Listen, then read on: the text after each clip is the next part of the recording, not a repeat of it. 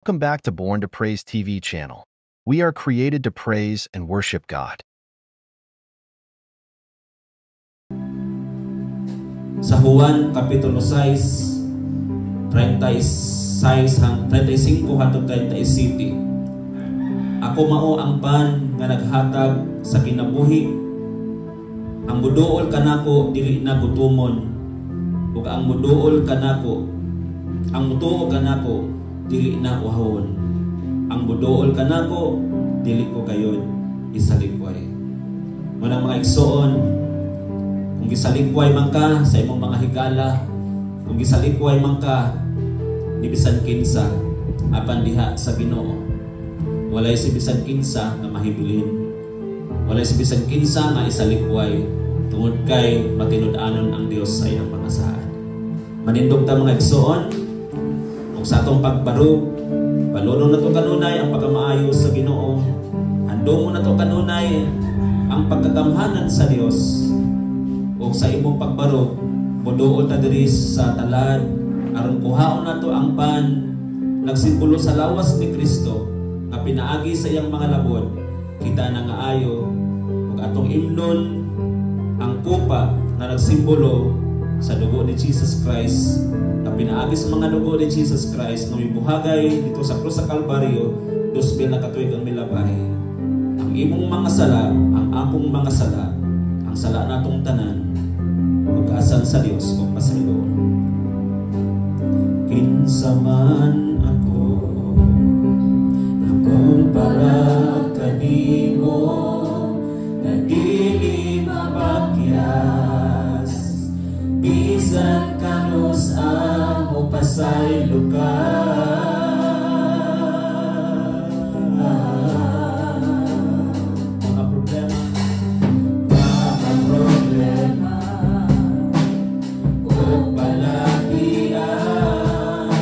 Wala